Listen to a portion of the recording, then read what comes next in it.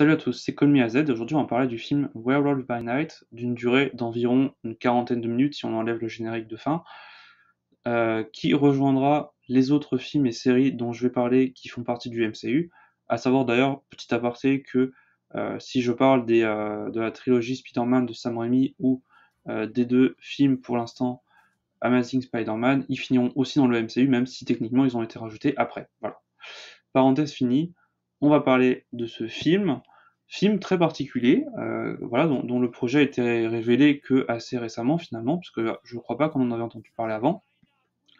Et donc, la particularité de ce film, c'est que il est en noir et blanc, enfin, sauf une exception, puisqu'en fait, tout est en noir et blanc, sauf la pierre de sang. Voilà, c'est pas vraiment du spoil. Je considère que vous avez au moins vu la bande-annonce. Mais je ne vais pas parler de l'histoire, puisque comme le film est récent, je suis quelqu'un de sympa. Donc je ne vais pour une fois même pas parler des personnages, parce que moi personnellement je me suis fait spoil un des personnages qui est dans le film et que les bandes annonces n'avaient pas vraiment révélé, grâce à un jeu, merci Marvel Strike Force. Mais quoi qu'il en soit, je suis très content d'apprendre ça, mais c'est sûr que j'aurais préféré le découvrir dans le film, j'aurais été encore plus content. Bref, donc je ne vais pas le révéler. Toujours est-il qu'on retrouve un trio de personnages à la fin, et que franchement, c'était très cool. Bilan de ce film, franchement une très bonne surprise. Je trouve que, alors c'est peut-être que du coup le format, alors évidemment le format fait penser aux films des années 40-50, les anciens films d'horreur, en plus on parle, je peux pas le dire, mais on parle d'une créature du cinéma d'horreur qui est assez connue, voilà, j'en dirai pas plus, après si vous savez parler anglais, vous savez ce que le titre veut dire, donc je vais pas forcément le spoil. Mais en tout cas, ça faisait vraiment beaucoup penser, ouais, à ces films, à ces anciens films d'horreur. Et franchement, la référence est assez cool. Et en plus, comme c'était en noir et blanc, je pense qu'ils se sont peut-être permis de faire un film peut-être un peu plus violent que ce qu'ils ont fait, même si, bon, dans Doctor Strange 2, ils se sont fait un petit peu plaisir. Sachant que j'ai quand même vu des scènes coupées de Doctor Strange 2, où justement, Wanda, bon là c'est vraiment un spoil, vous l'avez déjà probablement vu de toute façon, le film ça commence à faire un moment qu'il est sorti, où on voyait vraiment Wanda beaucoup plus violente. Euh, pour le coup, ça aurait été plutôt cohérent, mais ils l'ont enlevé, ils ont fait des trucs qui restent quand même choquants, hein, visiblement, mais pas forcément autant que celles qui auraient pu être faites.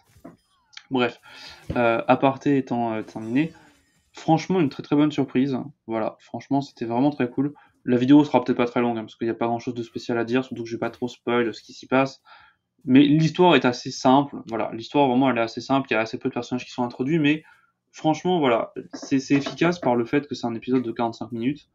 Donc il ne s'attarde pas en détails inutiles, vraiment on va d'un point A à un point B, mais on y va de manière assez efficace avec des personnages plutôt bien travaillés, parce qu'on n'a pas tant que ça en réalité, la majorité ont même pas de nom, enfin en tout cas on les entend pas, et on s'en fiche, évidemment, mais ce que je veux dire c'est que ouais vraiment on a une histoire efficace, et franchement plutôt touchante. Il y a un personnage en particulier qui d'ailleurs ironiquement ne prononce pas de mots, vous verrez probablement de qui je parle si vous avez vu le film, qui est bizarrement étonnant et bizarrement touchant en fait. Vraiment, il est assez attachant. Et je pense que c'est un peu une surprise et quelque chose que personne ne se serait attendu à voir, mais franchement, ça fonctionne très bien. Donc moi, en tout cas, j'ai très hâte de revoir ces personnages dans le MCU. J'espère, en tout cas, si on les a présentés, il y a assez peu de chances qu'on nous les laisse là en mode vas-y, on n'en parle plus jamais. Donc j'ai très très hâte de les revoir. Je ne sais pas comment ils seront introduits. Est-ce que ce sera dans une équipe de super méchants? Enfin, c'est pas vraiment des super méchants, mais ce que je veux dire, plus dans une équipe de anti-héros façon Dark Avengers ou Thunderbolt ou je sais pas. Ça, je sais pas trop. Peut-être ouais, peut-être qu'ils apparaîtront dans les Thunderbolts. Je sais pas. Ça, c'est pas sûr. Je me pose un peu la question de comment ils vont être intégrés. Bon, je me pose un peu la même question pour Deadpool et les X-Men, tu me diras.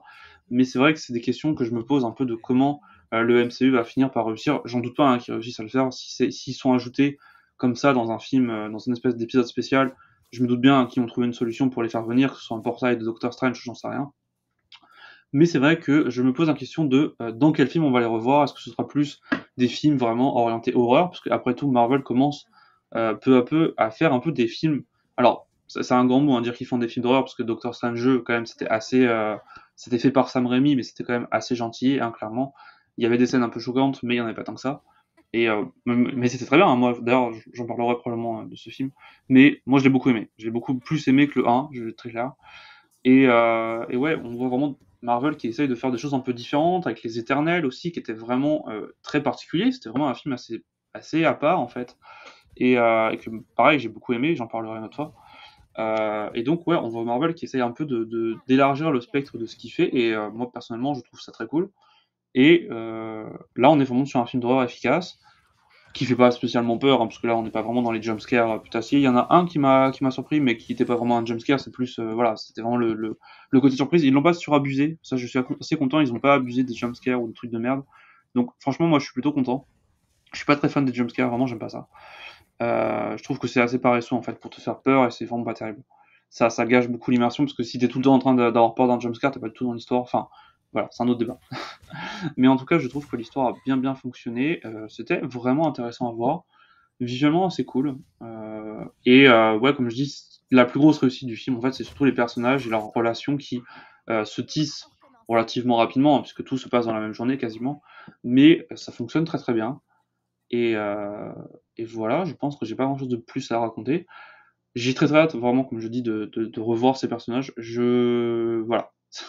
C'est des personnages que je m'attendais pas forcément à voir arriver tout de suite.